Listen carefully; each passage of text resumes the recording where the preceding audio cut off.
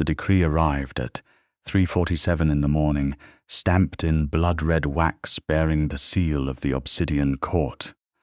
And Cassandra Kingsley had already been awake for 6 hours preparing the counterfiling that would tear it apart. She stood in the archive chamber beneath the city of Prague, surrounded by towers of leather-bound court records and the faint luminescence of preservation wards etched into the stone walls, and she read the decree twice before she allowed herself a single controlled breath. Viktor Mirev, Lord of the Eastern Reaches, First Blade of the Obsidian Court, Keeper of the Ancient Compact, was hereby stripped of all titles, holdings, and protections effective at dawn. The charges were treason. The evidence, according to the decree, was incontrovertible. The sentence would be carried out without trial, without appeal, without recourse, because the court had invoked Blood Law 7, the emergency erasure clause, which had not been used in over 300 years. Cassandra set the decree face down on the stone table. Her hands were steady. Her pulse was not. She had spent the last 4 years as the Obsidian Court's human archivist, the only mortal being permitted access to the sub-vault records, stretching back 8 centuries, because no vampire in the court's long and treacherous history had ever possessed both her photographic memory and her absolute, unbreakable neutrality. She had catalogued atrocities and love letters with the same precise hand. She had preserved betrayals and ancient vows with the same unflinching clarity. She had given no vampire cause to doubt her loyalty to the records themselves, to truth itself, and she had given no vampire cause to fear her, because the court believed that a human woman who simply loved old documents could not possibly be dangerous. They had been wrong about that for exactly 2 years and 7 months. Because 2 years and 7 months ago, Viktor Mirev had walked into the sub-vault at 2 in the morning with blood drying on the back of his hand and a look in his pale silver eyes that she had never seen on a vampire's face before. Not arrogance, not hunger, not the cold marble calculation that was the court's native expression. He had looked exhausted, genuinely, bone-deep, exhausted in the way that only someone carrying an enormous weight, entirely alone, could look, and Cassandra had set down her transcription pen and said, very quietly, "The record you are looking for is in section 44, 3rd shelf from the top, behind the false volume labeled Territorial Maps of the Southern Principalities." He had stared at her for a long moment, and then he had said, "How did you know what I was looking for?" "Because you are the 3rd person this month to come down here in the middle of the night with blood on your hands, looking frightened," she had answered. "And the other 2 were looking for evidence of the same thing. And where are the other 2 now? And gone," she had said simply. And the word had carried every weight she meant it to carry. That night had been the beginning. Not of romance, not yet. First it had been alliance, reluctant on his part, and entirely clear-eyed on hers. Then it had been trust, earned in increments over months of whispered consultations in the archive chamber, of documents passed through the shadows, of information she had cross-referenced and verified, and presented to him without bias or agenda. Then, somewhere between the trust and the present moment, it had become something else entirely, something neither of them had named aloud, though the naming of it was becoming increasingly difficult to avoid. And now the court had moved against him, and Cassandra had exactly 2 hours before dawn. She pulled the counter-filing from beneath the leather portfolio on her left, 17 pages of meticulously documented evidence that Blood Law 7 had been invoked under false pretenses, that the evidence of treason presented to the court's inner council had been fabricated using forged documents that bore watermarks inconsistent with the periods they claimed to represent, and that the Lord Vorath Sandor, the court's first executor and the architect of the decree, had himself committed the very crimes he was attributing to Viktor. She had not slept. She had not eaten.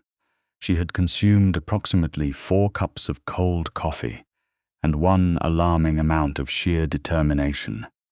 And she had filed the counter-appeal at 3 in the morning through the court's ancient pneumatic dispatch system, the one that ran in copper tubes through the walls of the underground complex and delivered documents to every chamber simultaneously, bypassing the gatekeepers who Vorath Sandor had almost certainly already corrupted.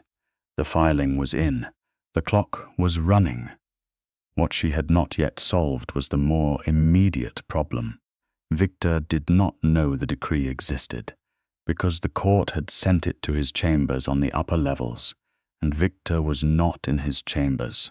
Viktor was here, 2 levels below, in the secondary archive, because she had sent him a coded message 4 hours ago, asking him to come, because she had seen the trap being set, and she had needed him somewhere safe before it closed. She heard his footsteps on the stone stairs. She had learned to distinguish his particular cadence months ago, the way his stride was longer on the left than the right, due to a wound he had taken in some ancient war and never fully discussed. And she turned to face the archway, just as he ducked his head under the low lintel and straightened to his full height in the lamplight. Viktor Mirev was, by any measure, one of the most striking beings she had ever seen, and she had spent 4 years in the presence of creatures that had had centuries to perfect their intimidation. He was tall and broad-shouldered, with the kind of physical presence that did not require effort or posturing. It was simply there, radiating outward like heat from a forge. His hair was white as bone, worn loose to his jaw, and his skin carried the cool pallor of old marble, flawless and somehow luminescent in the low light.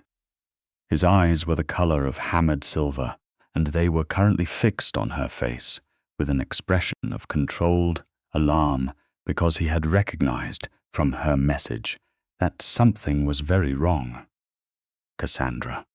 His voice was low and precise, carrying the faint ghost of an Eastern European accent that centuries had not entirely erased. What has happened? The court issued a decree at 3:47, she said, without preamble, because there was no time for preamble. Blood Law Ser 7, your titles, your holdings, your protections, all stripped, effective at dawn. The charge is treason. The expression that moved across his face was extraordinary in its complexity, fury and recognition, and something colder beneath both, the particular cold of a man who has known this trap was being built and has watched it spring anyway. He crossed the room in 3 strides, and she held out the decree, and he took it from her and read it with the focused speed of someone who could process written language at a rate no human could match. When he looked up, his silver eyes had gone very still. "Vorath," he said. "Yes, the evidence he has presented to the council. Fabricated. I can prove it. I already have proven it." She met his gaze steadily. "I filed the counter-appeal at 3 this morning." The stillness in his expression shifted into something she could not immediately name.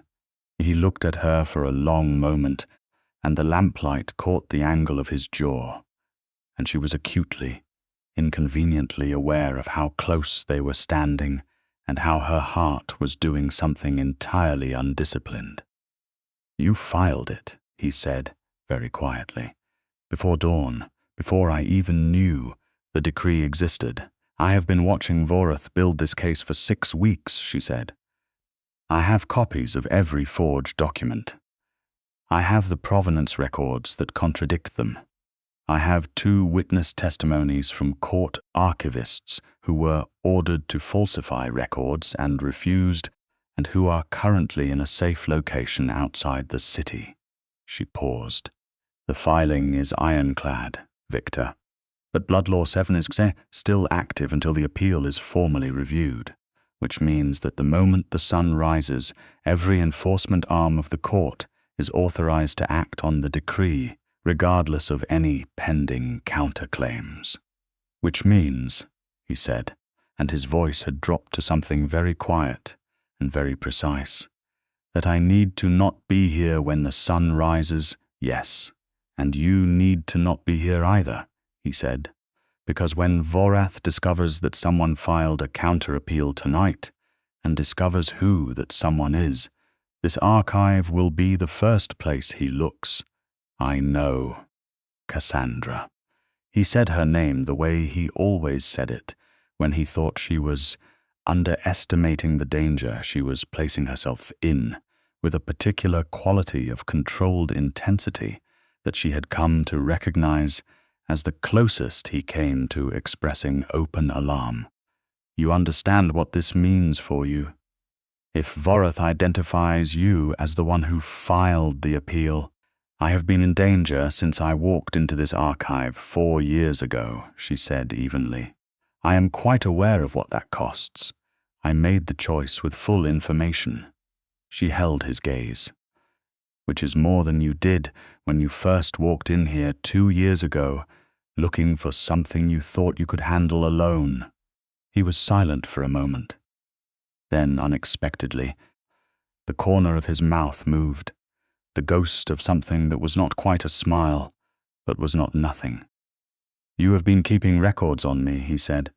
"I am an archivist. I keep records on everything.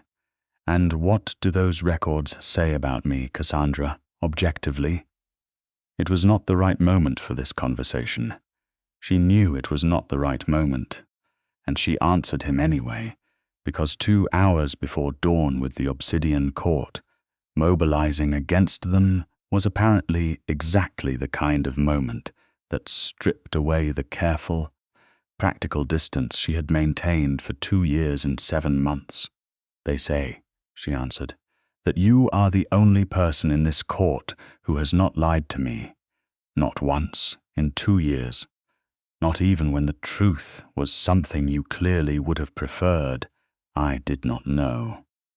The thing that moved across his face then was not the ghost of a smile. It was something deeper and quieter, and far more dangerous to her equilibrium, and she looked away and reached for her emergency bag, already packed because she had known this night was coming, and said, "We need to go. Now, I have a safe house. 2, actually. The second one they won't know about." He moved without argument, which was itself an indication of how serious the situation was, because Viktor Mirev did not typically defer to anyone's plan without extensive discussion. He fell into step beside her as she led the way through the back passage of the archive, the one that ran beneath the old aqueduct and emerged in the service tunnels under the city. The tunnels were cold and smelled of stone and old water, and their footsteps echoed in the confined space. He walked close behind her, not crowding her, never crowding her, but close enough that she could feel the particular cool air that surrounded him, and she was grateful for it because the service tunnels were unlit, and she was navigating by memory and the small flashlight she kept on her keychain. "The 2 archivists who refused to falsify the records," he said from behind her. "Where exactly are they?" "A monastery outside Kutna Hora. It is warded. Vorath's people cannot enter without invitation." "You arranged that?" "Yes." Another silence.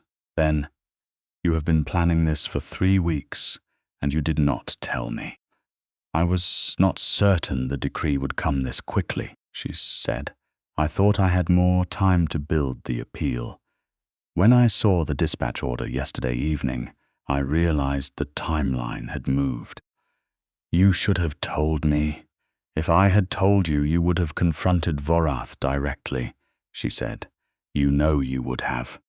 You are constitutionally incapable of allowing a threat to approach without meeting it head-on, which is an admirable quality in many contexts and a catastrophic one in this particular political landscape. She could feel, somehow, the quality of his silence change behind her, the particular texture of a person who wants to argue and knows the argument will not hold. That is, he said finally, an accurate assessment. I know. I do not appreciate it. I know that too. The tunnel curved left and opened into a wider passage, and she turned south and followed the old Roman stonework until they reached a rusted iron door that she had a key for. One of the benefits of spending 4 years cataloguing the underground infrastructure of a vampire court was that she had acquired access to a remarkable number of doors that officially did not exist. The safe house was a converted basement beneath a decommissioned textile warehouse on the southern edge of the old city. It had been prepared with blackout shutters, blood provisions that she had acquired through channels she preferred not to examine too closely, and enough research material that she could continue building the appeal case while they waited. Viktor stood in the center of the main room and looked at the wall she had covered in documents, cross-referenced records, timeline charts. The genealogy of the forged watermarks traced back to their actual origin, and the expression on his face was something she had never seen there before. Not the cool calculation she was used to, not the controlled intensity. Something rawer than that, something that looked almost like awe. You built all of this, he said, in secret, while continuing to do your regular work, while Vorath's people were almost certainly watching you. I have a very good poker face, she said.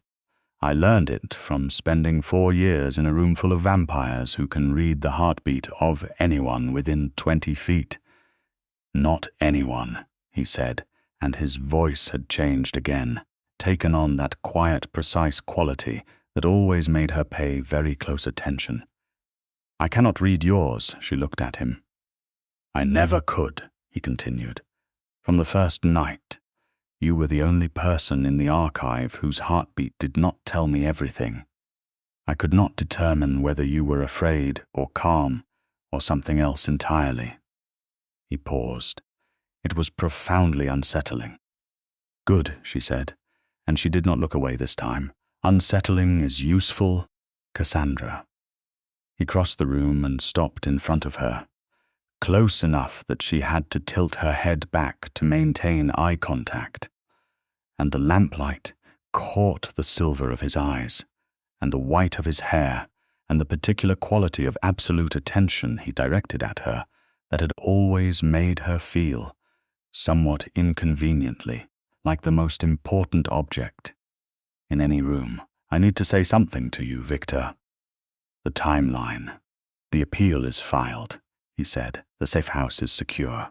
We have until the review hearing, which is mandatory within 48 hours under the same Blood Law 7 that Vorath used against me. His voice was steady. I need to say something, and I need to say it now. Before Vorath's people find this location, or the council denies the review, or something else catastrophic happens. Because I have been not saying it for 2 years and 7 months, and I have recently been reminded that delays in this particular court have a way of becoming permanent. She had been in full command of her breathing since she had trained herself, at 22, to read emotionally devastating historical documents without flinching. That training was currently, for the first time in 6 years, failing completely. All right, she said. I came down to the archive that first night, he said, because I needed a specific record, as you know. I did not expect to find someone who had already located it for me before I asked. I did not expect to find someone who looked at me, looked at what I was, what I am, and felt no fear. Not suppressed fear, no fear at all. His jaw tightened. You were simply sitting at your table in a sub-vault full of ancient horrors, cataloguing a 16th century massacre with the same calm attention you would give a grocery list, and you looked at me and told me where the record was. And I thought, he paused, I thought, this is the most extraordinary person I have ever encountered, and I have encountered a great many people across 4 centuries. The room was very quiet. Somewhere above them, Prague moved through its pre-dawn hours, entirely unaware. That is a very long time to go without meeting someone extraordinary, she said, because she needed to say something and her brain had selected, apparently, deflection. Yes, he said, and the ghost of the smile was back, warmer this time. It is, which is, I suspect, why I find I am completely unwilling to allow this Obsidian Court to kill you for protecting me. I protected the record, she said. I protected the truth. You happen to be the subject of it, Cassandra. I am in love with you, he said, quietly. Simply, with the directness of someone who had lived 4 centuries and knew the precise weight of words and chose these particular ones deliberately. I have been for most of the last 2 years. I did not say so because I was acutely aware of the disparity between what I am and what you are, and because the last thing I wished to do was make your position in the court more complicated than it already was. His silver eyes held hers steady and unflinching. But I am telling you now, because you spent the last 6 weeks building a legal case that saved my life, and you filed it in the middle of the night before I even knew I needed saving, and I find I am no longer capable of the restraint I have been practicing. Cassandra looked at him for a long moment. The document walls surrounded them. The lamplight made everything warm and close and slightly unreal. Her heart was doing something she would have been embarrassed to describe. I have been cataloguing my own feelings about you, she said finally, with the same methodology I apply to everything, and the conclusion of the record is unambiguous. She held his gaze. I have been in love with you since the night you told me the truth about the Eastern Compact, even though telling me the truth put you at risk, because you decided I deserved to know. I have not said so either, for similar reasons. She paused. Also because I was genuinely uncertain whether vampires of your particular standing engaged in romantic relationships with human archivists. This one does, he said, apparently irrevocably. He reached up and touched her face, carefully, with the particular deliberateness of someone who is very aware of the strength they carry and what it means to be gentle with it. And she leaned into his hand, and then he kissed her, and it was nothing at all like she had expected, and exactly like she had wanted, warm and restrained and deeply, quietly serious, the kiss of someone who means every word they have just said. They stood like that for a long moment, the documents and the lamplight and the pre-dawn silence holding the space around them, and when they separated, his forehead came to rest against hers, and he said, "We are going to survive this." "Yes," she agreed, "we are, and I will tell you exactly how." She pulled away and moved to the document wall, and something shifted in the room. The emotional weight did not disappear. It simply translated into a different register, the one where they worked together with the same focused precision as they had always brought to crises, except that now the shape of what was between them was named and known, and solid in a way it had not been before. "The appeal review is mandatory within 48 hours, she said. But Vorath will spend those 48 hours trying to eliminate the counter-evidence before the review happens. The forged documents are the centerpiece of his case.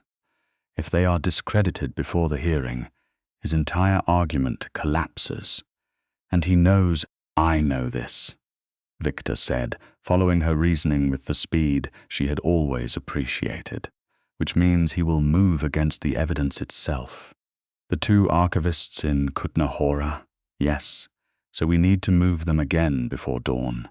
I have a contact. She stopped, because his phone had vibrated in his jacket pocket, and he had looked at it, and his expression had changed. What is it?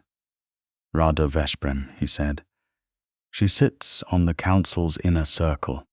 She is also the only member of the inner circle who has consistently opposed Voroth's expansion of executive power. He looked up. She is requesting an emergency meeting. She says she has information about the vote that passed Blood Law 7 tonight. Cassandra thought quickly. Rada Veszprem was one of the oldest vampires in the court, over 700 years old, fiercely independent, and known for a particular brand of honor that was old enough to predate most of the court's current political structures. She was not an ally in any conventional sense, but she was also not controllable by Vorath, which in this landscape was as close to trustworthy as they could hope for. If the vote was not unanimous, Cassandra said, if even one council member can be shown to have voted under duress or deception, the entire invocation of Blood Law 7 becomes procedurally void, Viktor finished. Yes, it requires unanimous consent of the inner council for emergency invocation, and if Rada voted against it, then the decree is invalid regardless of my counter-appeal, Cassandra said. Meet with her, not alone, he said, and there was nothing negotiable in his voice. You come with me, Viktor, bringing a human into a meeting with a 700-year-old council member in the current political climate. The current political climate in which the person who built the legal case that protects both of us is the most valuable person in this situation, he said. Yes, that is precisely the climate in which you come with me. She looked at him. He looked back. The stubbornness in his silver eyes was absolute, and also, she had to admit, not without logic. All right, she said. The meeting place, Rada specified, was a private salon in the cellar of an opera house in the 2nd district, a space that had been used for confidential court business for over 150 years, which meant it was warded against surveillance and eavesdropping, but also meant that Voroth's people knew it existed. They had 12 minutes between the message and the meeting time, which meant they moved immediately. Rada Veszprem was waiting when they arrived. A woman who appeared to be in her mid-40s, but carried 7 centuries of weight in the stillness of her dark eyes. She had black hair threaded with white at the temples, and she wore a modern suit of deep charcoal with the particular ease of someone who had moved through enough historical periods to be comfortable in any of them. She looked at Viktor when they entered, and then she looked at Cassandra with an expression of frank assessment. The Archivist, she said, you filed the counter-appeal. Yes, Cassandra said. It was well constructed, Rada said. I read it the moment it arrived. The watermark provenance analysis is particularly elegant. She paused. I voted against the Blood Law 7 invocation. I was the only one. Voroth has been assembling a council he can control for the last decade, and I have been watching him do it, and this is the first time he has moved openly enough to expose himself. Viktor moved into the room with the controlled grace of someone who was managing both relief and wariness simultaneously. If your vote was the dissenting vote, the invocation is procedurally void. That is 600-year precedent. Yes, Rada said. However, she paused, and her expression was careful. Voroth anticipated dissent. Before the vote, He introduced a secondary amendment to the invocation protocol, buried in procedural language that was circulated to the council 40 minutes before the meeting. It states that in cases of active treason, a dissenting vote by a single council member does not invalidate the emergency invocation if the dissenting member can be shown to have a prior relationship with the accused. The silence that followed this was extremely specific in quality. "He knew you would vote against him," Viktor said. "He has known for decades that I would not be controlled," Rada said. "So he made my dissent irrelevant in advance." Her expression was grim and precise, which means the procedural void argument fails. Which brings us back to your counter-appeal, Miss Kingsley, and the question of whether the forged documents can be formally discredited before Vorath can suppress the evidence. "The two witnesses in Kutna Hora," Cassandra said. "Their testimony is the cornerstone. If Vorath reaches them before the review hearing." "He already has people moving toward Kutnana," Rada said. "I intercepted a dispatch order 40 minutes ago. I could not redirect it, but I could delay it." She looked at Cassandra steadily. "The delay buys you approximately 3 hours. Enough time to move the witnesses if you have an alternative location already identified." Cassandra turned to Viktor. He was already thinking it through. She could see it in the precise attention of his expression. "The Mirev seat," he said, "the ancestral holding. It is technically outside the court's jurisdictional boundary because it predates the compact by 2 centuries. Even with the title stripped, the physical location retains its charter protections." He paused. "Vorath cannot send court enforcement there without triggering a jurisdictional challenge that would tie up the proceedings for months. Can we reach Kutna Hora and the Mirev holding before his delayed dispatch does?" Cassandra asked. "I can reach Kutna Hora in under an hour," Viktor said. "Vampires travel faster than humans." Cassandra said, "I know. I am not debating that. I am asking whether I can be at the holding to receive the witnesses while you retrieve them." "Absolutely not," Viktor said, with the precise quality of someone crossing a line they consider non-negotiable. "You are not going anywhere alone while Vorath's people are active, Viktor." She kept her voice even. "The witnesses need protection in transit and a secure location to arrive at. You cannot do both simultaneously. I am capable of reaching the holding. I know the access codes. And once I am inside the charter-protected boundary, once you are inside, I cannot reach you if something goes wrong before I return," he said. "Cassandra, you are not a trained operative. You are extraordinarily intelligent and entirely courageous, but the court's enforcement arm does not distinguish between categories of threat." "She is correct," Rada said, and both of them turned to look at her. The old vampire's expression was measuring. "You cannot reach Kutna Hora and prepare a secure receiving location simultaneously, and the Archivist, within the Mirev charter boundary, is as protected as she would be anywhere short of a fully active court sanctuary."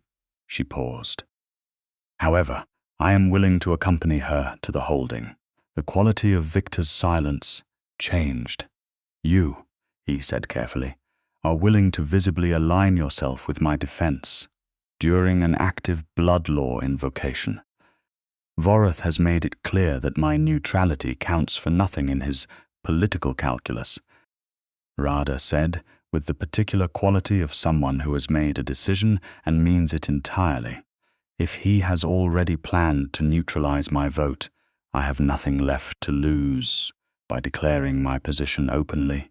Something moved across her ancient face that might, in a much younger person, have been called angry, but in someone of her years was simply cold and implacable certainty. He has corrupted this court from within for a decade. I am done watching it."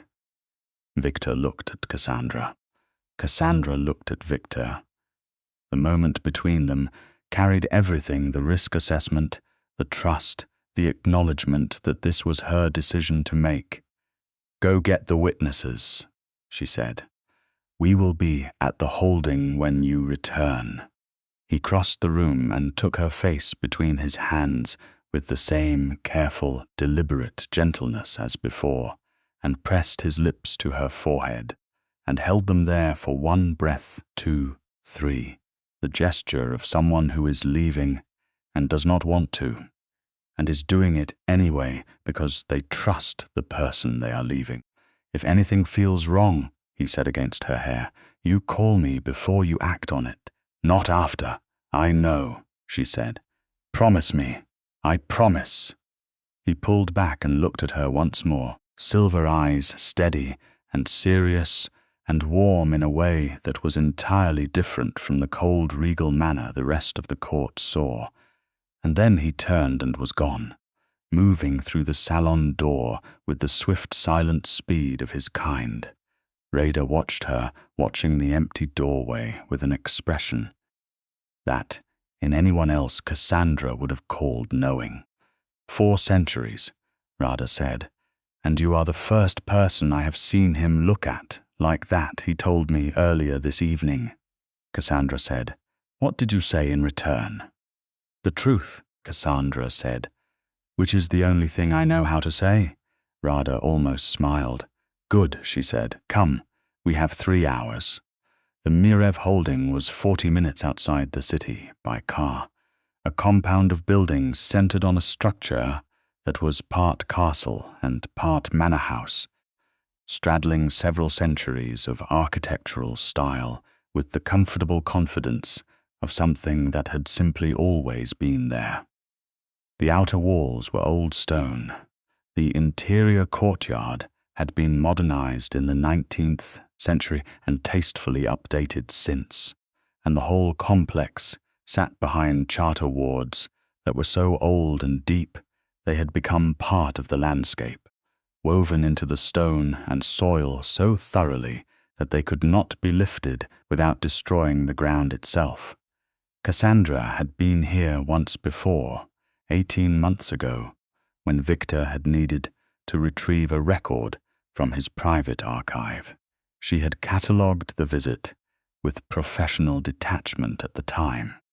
Standing in the entry courtyard at 4 in the morning, with Rada Veszprem beside her and the pre-dawn dark pressing down, she felt something entirely different, an acute awareness that she was standing inside the oldest material evidence of Viktor's life, the centuries he carried without display.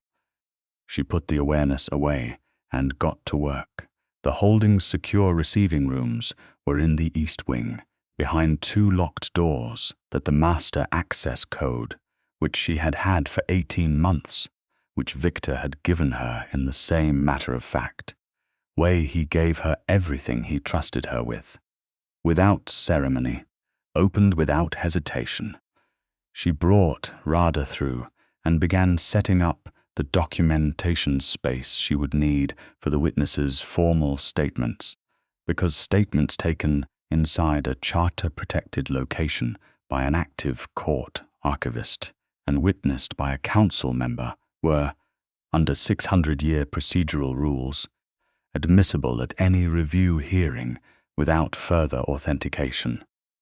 "You think of everything," Rada said, watching her organize the materials. "I think of the next step," Cassandra said, "and then the next one after that. I have found that if you do it consistently enough, it looks like thinking of everything." "Viktor said you were remarkable," Rada said. "In council, several months ago, when your service contract came up for renewal. Vorath argued that human archivists were a security risk," Viktor said. She paused. "He said that the archive had not functioned with as much accuracy, integrity, or institutional memory in 800 years as it had in the 4 years since you took the position.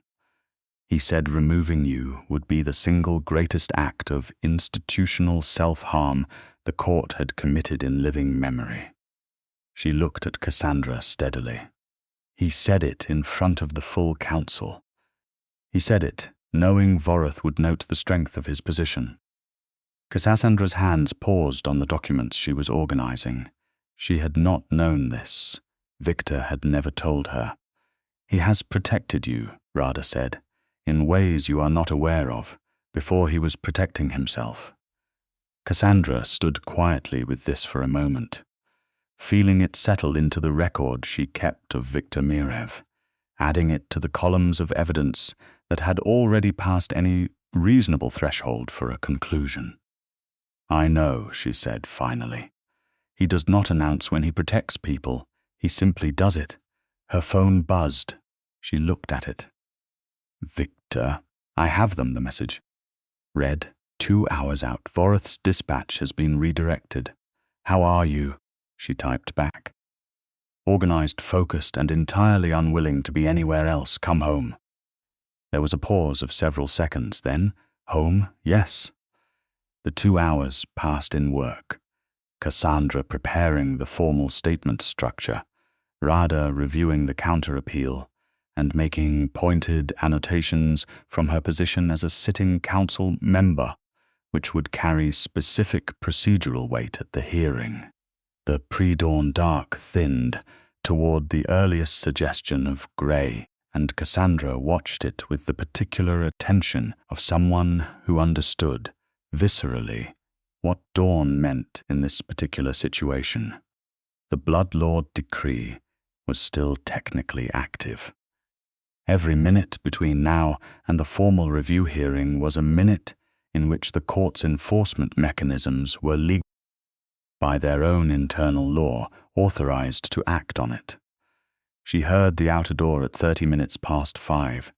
Viktor came through with the 2 witnesses, Archivist Petya Markov, who was 62 and had spent 40 years in the sub-vault before Vorath had asked him to alter records, and he had refused, and Archivist Darina Solak, who was 35 and had come to Cassandra 8 weeks ago with shaking hands and a flash drive full of the evidence she had been ordered to destroy. They were both pale and exhausted and visibly relieved in the way people look when they have been uncertain about their safety for long enough that certainty feels foreign.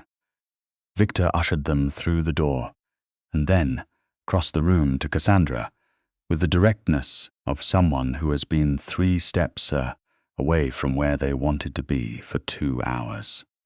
He stopped in front of her and looked at her face with the particular focused attention of a complete visual inventory. You are all right, he said. I am all right, she confirmed. Good, he said, and the single syllable carried more weight than it appeared to. Then he looked at the prepared documentation space, and at Rada, and at the organized state of the receiving room, and something in his expression shifted into the same warmth she had seen in the lamplight of the safe house. You did all of this. There was time, she said. Cassandra.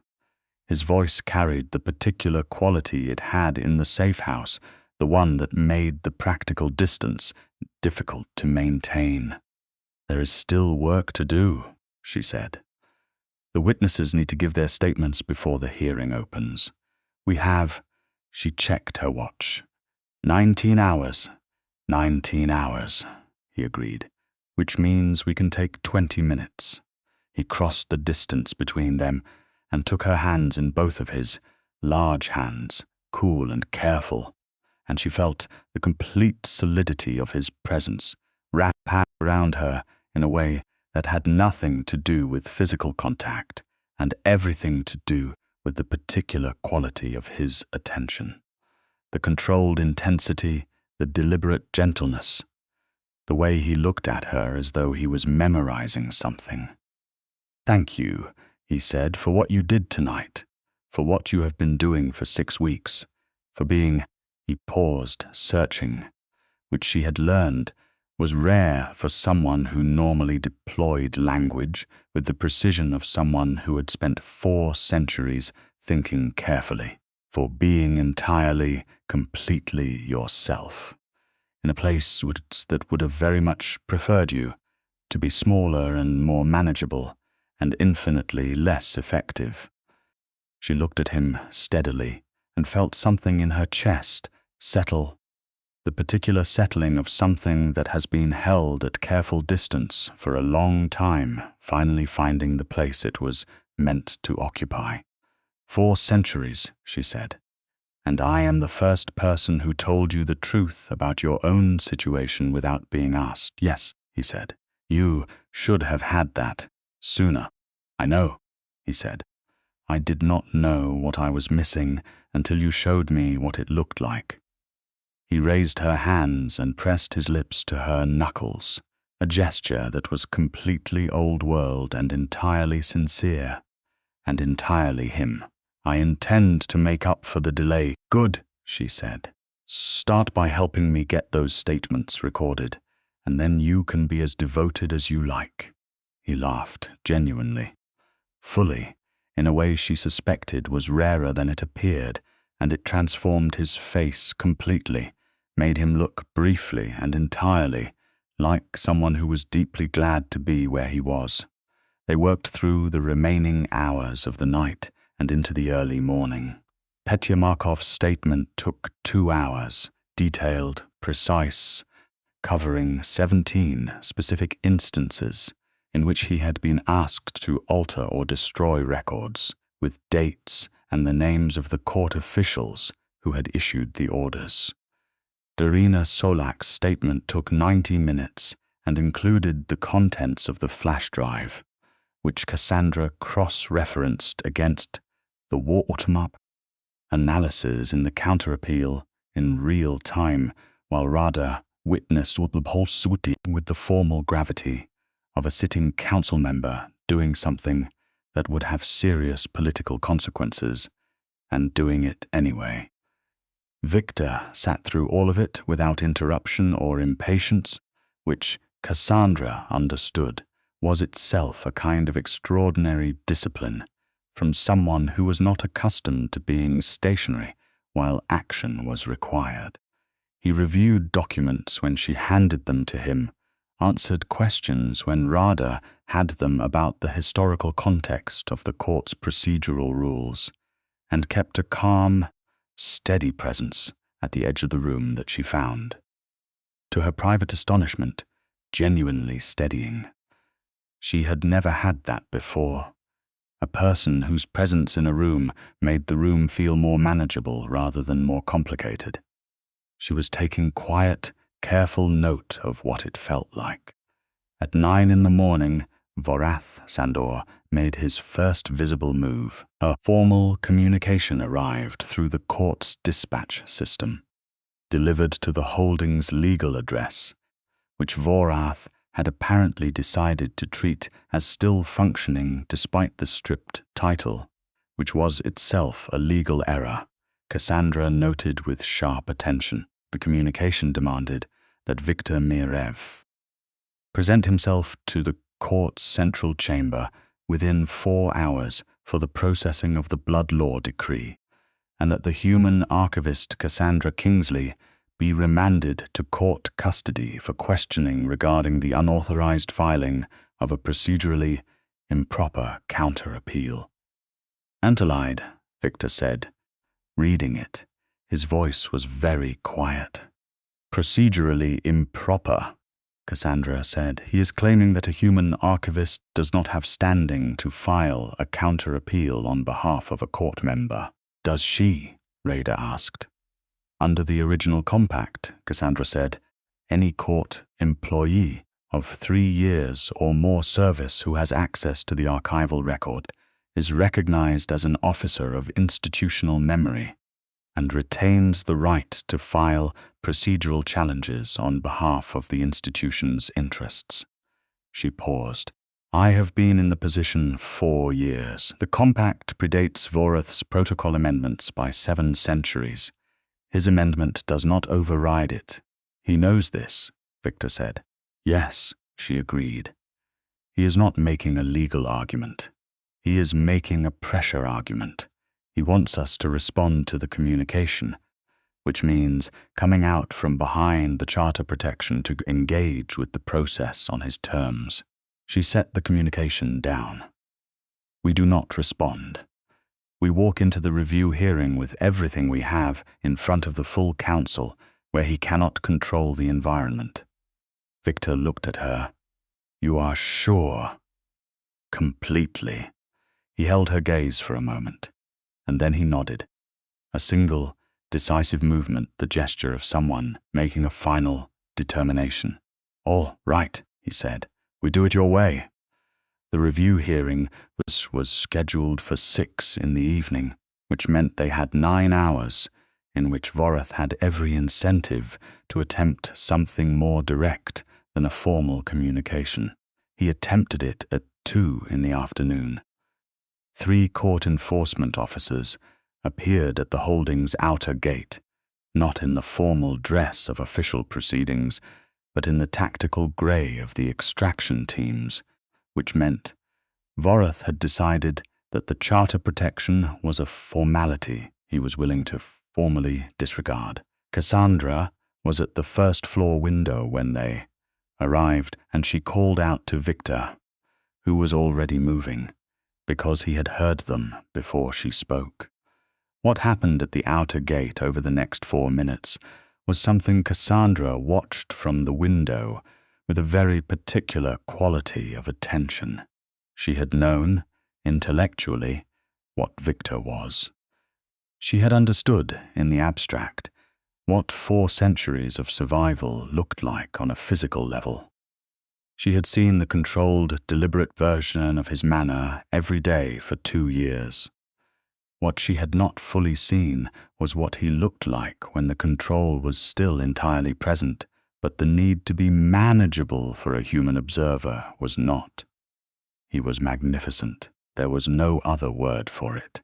Not violent, not savage, in full command of himself, radiating the kind of authority that required no volume and no demonstration, standing at the outer gate with 3 trained court enforcement officers looking at him and making a unified decision that the procedural question was not worth pressing. He spoke to them for 2 minutes in a voice too low for her to hear from the window, and they left. He came back through the courtyard with the same long stride he always had, and she met him at the door. "What did you say to them?" she asked. "I reminded them," he said, "that the charter protection of the Mirev holding is older than the court itself, and that any investment action taken here without formal jurisdictional authorization would constitute a breach of the founding compact, which would invalidate the court's recognition of every title and holding currently held by every council member." He paused. "Including Vorath's. That is clever," she said. "It is accurate," he said, "which is better." She looked at him, standing in the afternoon light that came through the courtyard windows, white-haired and composed, and breathing slightly harder than usual from whatever the gate confrontation had required of him. And she felt the full weight of everything he was. The 4 centuries, the court and its endless treachery, the position he had maintained by being harder to destroy than the forces arrayed against him, and underneath all of it, the steady, absolute realness of someone who had looked at her and chosen to tell the truth. "Viktor," she said. "Yes, after the hearing," she said. "I would like to talk about what happens next, not the court, not the appeal. The 2 of us, what we actually do." Something in his expression went very still and then very warm. "I have been," he said, "thinking about almost nothing else for the last 12 hours. "Good," she said. "Hold that thought until after 6 o'clock. I have held it for 2 years," he said. 6 hours is manageable. The review hearing of the Obsidian Court's inner council convened at 6 in the evening in the primary chamber, a room of extraordinary Gothic architecture buried 4 levels below the surface of the old city, with vaulted ceilings and walls lined in obsidian panels that gave the court its name, black and reflective, and throwing back everything that happened in the room with cold precision.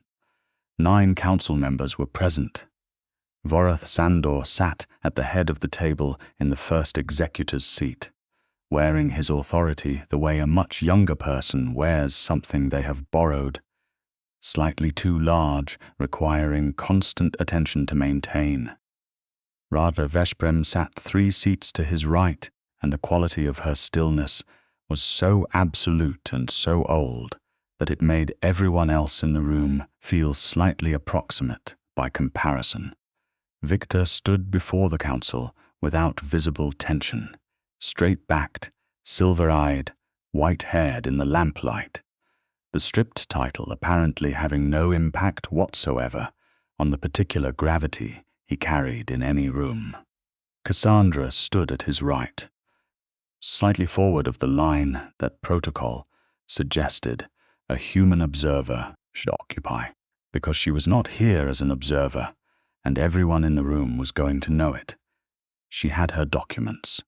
She had her witnesses seated in the formal testimony position to the left. She had Rada's witness signature on every statement, and the formal procedural citations prepared and ordered. She also had, standing 6 inches to her left, Viktor Mirev, and the awareness of his presence was simultaneously the most stabilizing and the most distracting thing in the room, which she managed by channeling it directly into focused precision. Vorath opened the hearing with the expected procedural statement, the charges, the evidence, the invocation of Blood Law 7. He was smooth and certain, and the confidence in his voice had the quality of someone who has designed a trap carefully enough that they are not particularly concerned about the animal inside it. Then Cassandra began her counter-presentation. She spoke for 40 minutes. She did not raise her voice. She did not perform certainty. She demonstrated it, document by document, provenance analysis by provenance analysis, the watermark genealogy that traced 6 of Vorath's central evidence documents back to a paper mill that had not existed until 30 years after the events they purportedly recorded.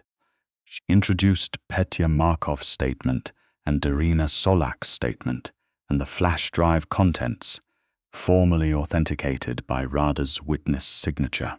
She cited the original compact's provision on archival officer standing, preempting the unauthorized filing argument before Vorath could make it. And then she addressed Blood Law 7 directly. The emergency invocation of Blood Law 7, she said, in the council's chamber's precise acoustics, requires that the evidence supporting the treason charge be authenticated by independent verification before invocation.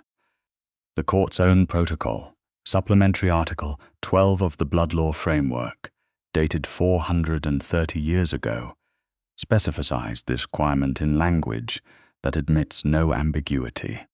She placed the relevant document on the evidence table. The evidence Vorath Sandor presented to this council was not independently verified. It was verified exclusively by Sandor's own office. She paused. Under the law that Vorath himself invoked, this makes the invocation procedurally void, regardless of the content of the evidence. She looked at the council. The decree does not stand. It never stood. The silence that followed was comprehensive. Vorath's expression was the expression of someone watching something carefully planned come apart along lines they had not anticipated, and the fury beneath the control was visible to everyone in the room because there was no longer any reason to conceal it. The archivist, he said, with careful precision, is presenting a procedural argument in defense of someone she has a demonstrated personal relationship with. Her objectivity as an officer of institutional memory is governed by the same original compact provision I cited earlier, Cassandra said without inflection, which specifies that an archivist's standing to file procedural challenges is not affected by personal relationships, because the archivist's obligation is to the accuracy of the record, not to any specific outcome. She held his gaze. The record is accurate. The forged documents are demonstrably forgeries. The invocation is procedurally void. These are facts, not positions. One of the council members, a vampire of roughly 300 years, who had the look of someone who had been waiting a long time for a moment like this, said, "I move to formally suspend the blood law 7 decree pending full council's review of the counter-appeal." "Seconded," said another. "Seconded again," said Rada Veshprem, and the quality of her voice when she said it was the sound of 7 centuries of patience reaching its limit. The vote was 6-3. The decree was suspended. Vorath stood from his chair, and in the movement was every controlled fury of a man who has been outmaneuvered not by force, but by paperwork, which is a particular kind of humiliation, and he looked at Cassandra with an expression that she filed carefully in her memory as something to remain aware of going forward. "This is not over," he said. "No," she agreed. "It is not. The full council review of the fabricated evidence begins tomorrow, and the formal charges against Vorath Sandor for corruption of institutional records, fraudulent invocation of blood law authority, and conspiracy to subvert the founding compact will be filed by 9 this morning." She held his gaze steadily. "I filed the paperwork 2 hours ago." The silence that followed this was a different quality than the last one. Several council members exchanged glances. Rada Veshprem looked at Cassandra with an expression that was entirely, unambiguously warm. Vorath left the chamber without speaking. 3 of his allied council members followed him. The remaining 6 stayed, which itself was an indication of how thoroughly the calculation had shifted. The formal proceedings that followed. The official suspension documentation, the administrative record of the vote, the formal acknowledgement that Viktor Mirev's titles and protections were restored pending the full review, took another 2 hours, and Cassandra spent those 2 hours in precise, focused work, because precise, focused work was what the moment required, and because if she stopped being precise and focused, she was going to have a delayed reaction to the events of the last 18 hours that she would prefer to have in private. Viktor stood beside her through all of it, close enough that their arms touched, and every now and then his hand would find the small of her back, briefly, quietly, saying something without words that she understood with complete clarity. They are alive. They are here. They survived. At 9 in the evening, they walked out of the council chamber and into the corridor. And the moment the door closed behind them, Cassandra stopped and stood very still and let the shaking that she had been not doing for the last 18 hours move through her in a single, controlled wave. Viktor turned to her and without a word or a question opened his arms, and she walked into them and pressed her face against his shoulder and held on, and he wrapped both arms around her and held her with the careful, absolute strength of someone who'd been wanting to do this for a very long time and is now doing it with complete conviction. "You were extraordinary," he said against her hair. "In there, you were the most extraordinary thing I have ever watched." "I was terrified," she said into his shoulder. "I know." His arms tightened slightly. "You were terrified and you did all of it anyway. That is not courage missing fear. That is courage including it. She stood in his arms in the corridor beneath the city of Prague, and felt the adrenaline drain out of her and something quieter and warmer settle in its place. And after a while she pulled back just enough to look at his face. "The full council review," she said. "Will take 3 weeks," he said, "during which Vorath cannot act against either of us without triggering additional charges." He looked at her steadily. "We have 3 weeks." "For what?" "For the conversation you wanted to have," he said, "about what happens next, the two of us, what we actually do." She looked at him.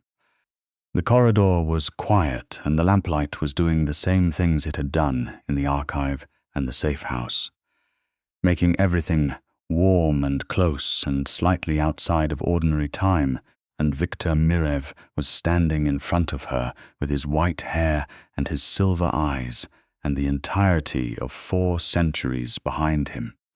And he was looking at her the way he always looked at her, like she was the most important thing in whatever room they were in, except that now there was nothing suppressed about it, nothing managed, nothing held at careful distance.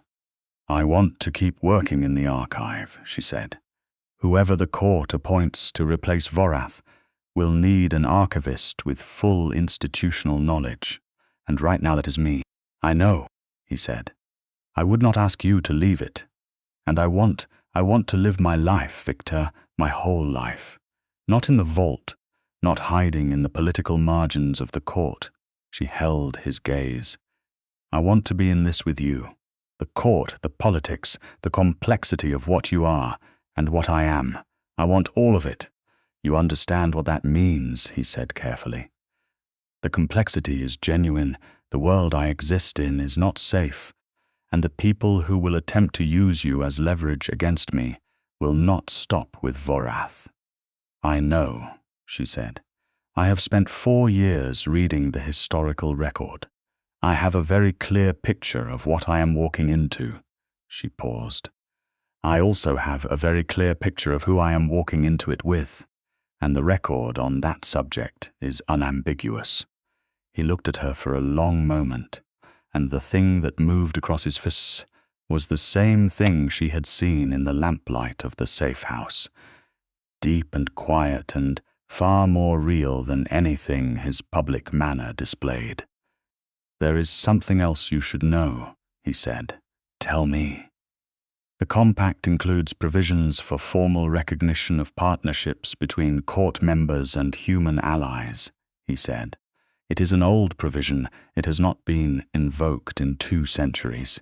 It would grant you formal standing in court proceedings, protection under court law, and specific legal status that would make leveraging you against me significantly more complicated." He paused. "I am not suggesting we invoke it immediately. I am telling you it exists, because it is the kind of thing you deserve to know and factor into any decision you make." She looked at him. "You have been waiting to tell me about this provision." "For some time, yes. How long?"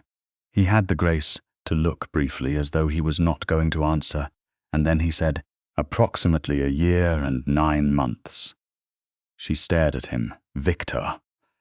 "I was concerned about the implication," he said, with a quality of dignity that was doing a great deal of work. "I did not want to present information that suggested an agenda before I had been sufficiently clear about the fact that you were in love with me." "Yes, which you told me this morning." "Yes. So you held information relevant to my safety and legal standing for 1 year and 9 months, because you were not yet ready to tell me you were in love with me. When you describe it that way, it sounds exactly like something you would do," she finished, and she was not quite managing the stern quality she was aiming for, because something in her chest was doing something warm and undisciplined. "Viktor Mirev, you are the most simultaneously brilliant and completely exasperating person I have ever met, and I mean that in the most affectionate possible way." He looked at her with the ghost of the smile. "Is that the official record's conclusion?" "The official record's conclusion," she said, "is that you are also the most honorable, the most protective, and the most genuinely trustworthy person I have encountered in 4 years of working in a building full of people who have had centuries to practice deception." She held his gaze. "And the record further concludes that I am completely, irreversibly in love with you, which I am telling you formally, so there is no ambiguity." The ghost of the smile became the full thing, rare and real and transformative. And she had the thought that if she spent the next 40 years cataloguing it, she would not be anywhere close to done. He kissed her again, there in the corridor beneath the city, and this time there was nothing restrained about it. It was still careful, still deliberate, the same quality of absolute sincere intention that was entirely and specifically him, but it was full and present and real, in a way the first kiss had been building toward, and she kissed him back with the complete attention she brought to everything she cared about. And for a long moment, the court and Vorath, Blood Law 7, and 3 weeks of review proceedings simply did not exist. When they separated, he kept his forehead against hers. "Come home," he said. "The holding. Tonight?" "Yes," she said. "We still have to debrief with Radar, and the charges against Vorath need to be reviewed before I formally submit them at 9 tomorrow, and Petya and Darina both need formal protective status arranged through the court's witness provisions." "All of that," he said, "is true, and all of it will be done." He pulled back enough to look at her face. "And then we go home." "Home," she said, and the word settled into her the same way it had settled into his text message that morning, with the weight of something that has finally found where it belongs. The 3 weeks that followed were not uncomplicated. The full council review was exactly as contentious as both of them had expected, and Vorath's defense, mounted by 3 of the court's most skilled legal advocates, was inventive and persistent and required Cassandra to file 4 additional procedural briefs, cross-reference 268 historical documents, and give testimony before the council twice in person. She did all of it with the same focused precision she brought to everything, and she slept each night at the Mirev holding in the guest quarters that were comfortable and warm and 3 rooms away from Viktor's, which was the appropriate arrangement for the immediate term, and was, she noted with quiet satisfaction, clearly an arrangement that he found approximately as comfortable as she did, given the way he tended to extend any evening conversation until it was nearly morning before letting her actually retire. Radha Veshprem formally presented her testimony on the 15th day of the review, and what she said on the record about Vorath's decade-long corruption of court process was sufficiently devastating and sufficiently documented that 2 of his own allied council members withdrew their support and submitted supplementary testimony of their own. Vorath Zandor was formally stripped of his position as first executor on the 18th day. The charges against him covered 6 counts of fraudulent invocation of blood law authority, 11 counts of institutional record tampering, and 1 count of conspiracy against the founding compact, which was the most serious charge in the court's entire legal framework and carried consequences that Cassandra chose not to catalogue in excessive detail.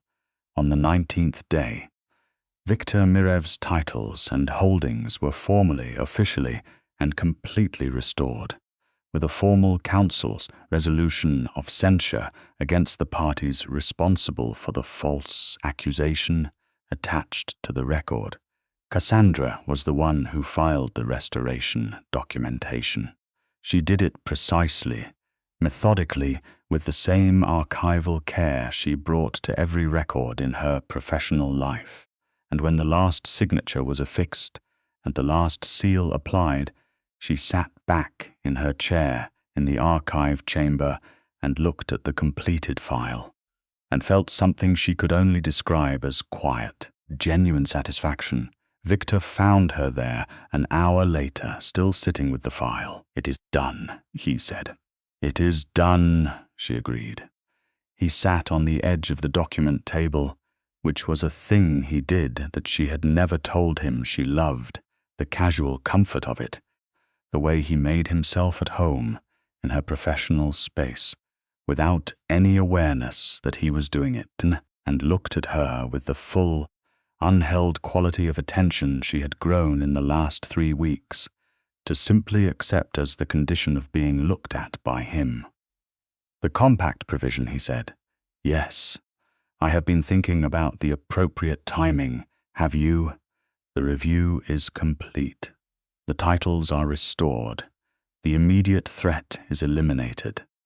Voroth's network within the court is being systematically dismantled." He paused. "The conditions that would make invoking the provision politically complicated rather than simply personally significant have been largely resolved."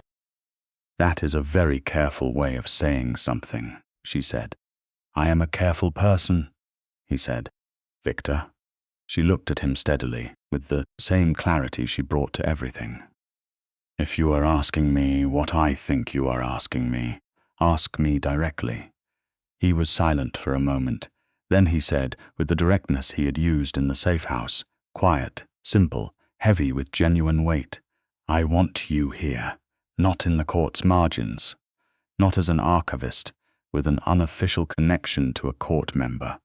Formally, legally, under every protection the compact affords, and with every clarity between us about what that means and what I am and what you are choosing." He held her gaze. "I want you in my life completely. I want what we are to each other to be recorded, recognized, and real in every way this world has available to it." A pause. "That is what I am asking."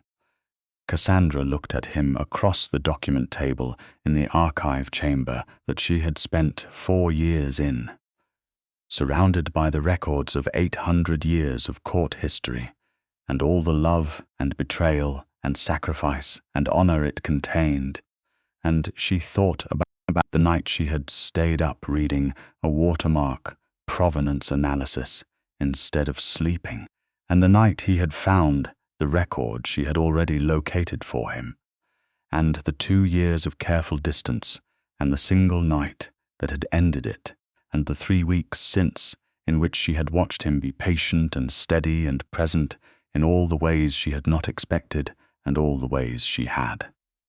"Yes," she said, "I am choosing it, completely." He crossed the room and pulled her out of the chair and kissed her with the same full, real, deliberate conviction as in the corridor 3 weeks ago, and she wrapped her arms around him and kissed him back with equal conviction, and the archive surrounded them, all 800 years of it. Holding the moment in the same careful preservation, it held everything. When they separated, he kept his hands on her face and looked at her with those silver eyes that she had a feeling she was going to spend a very long time looking into. "There is one more thing," he said. "There always is with you," she said fondly. "The guest quarters," he said with a quality of dignity that was doing even more work than it had before. "3 rooms away is excessive," she finished. "Yes, I agree," she said. "Come show me the holding properly, all of it. I have been wanting to catalogue it since the first time I was here." He laughed full and genuine, filling the archive chamber with the sound of someone who was entirely, precisely where they wanted to be, and kept her hand in his as they walked out into the corridor, and above them The city of Prague moved through its ordinary evening entirely unaware of what was recorded in the sub-vault below it in the weeks and months that followed.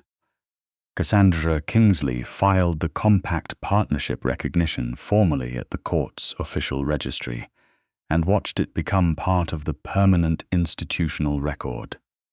The first such filing in 203 years, noted by 3 separate archivists with varying degrees of historical interest.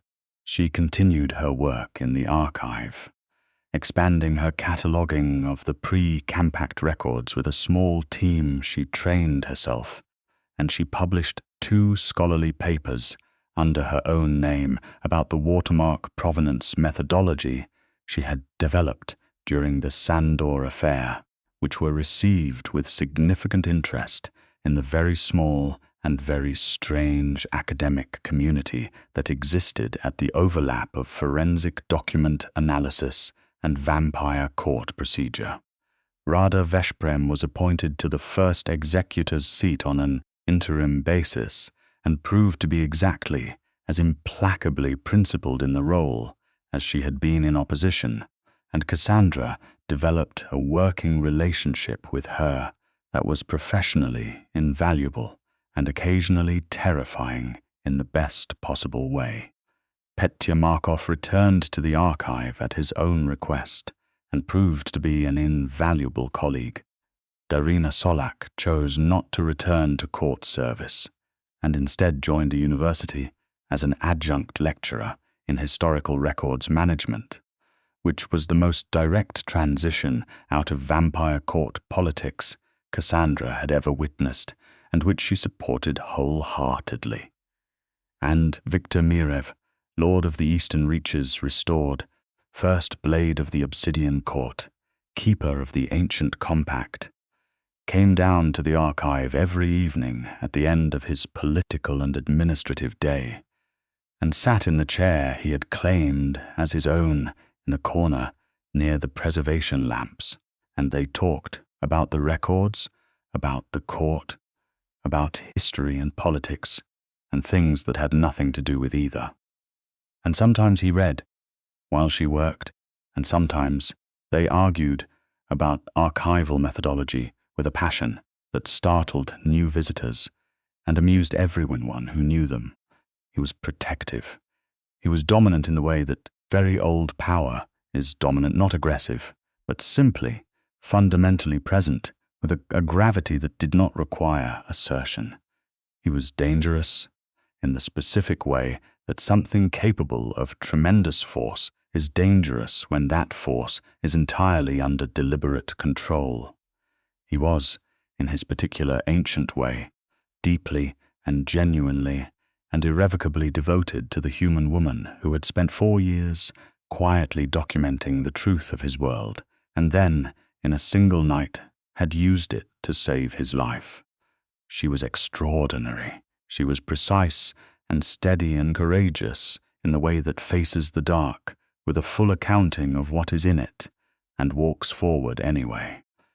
She was the only person in 4 centuries who had made him feel known, actually known, not the performance of himself that centuries of political survival had made automatic, but the actual substance beneath it. She was also the only person in the archive who organized documents in a way that contradicted his own organizational instincts, which was an ongoing source of what he described as principled disagreement and what she described as evidence that 4 centuries had given him some very fixed ideas that benefited from revision. The record on all of this was clear, complete, and entirely unambiguous. They were in love, completely deliberately, with full information and open eyes, in the complicated and extraordinary intersection of 2 worlds that had not expected to need each other. The dangerous devotion was real. The ancient vow of the compact provision was real. The morning he had nearly lost everything, and she had spent the night ensuring he would not. That was real, and it was filed in the record, and the record would stand. In the archive below the city, the preservation wards held everything in careful stasis. The centuries of history, the 800 years of court records, the watermark provenance analysis that had dismantled a conspiracy, the formal petition for partnership recognition, and somewhere in the margins, in the particular careful handwriting of the human archivist who had arrived 4 years ago, with a photographic memory and an absolute commitment to the truth, a small notation that read simply, "The record of what happened between the night of the blood law decree and the morning after is complete. All facts verified." Conclusion reached, filed and sealed. It was, she had always thought, exactly the kind of ending worth preserving.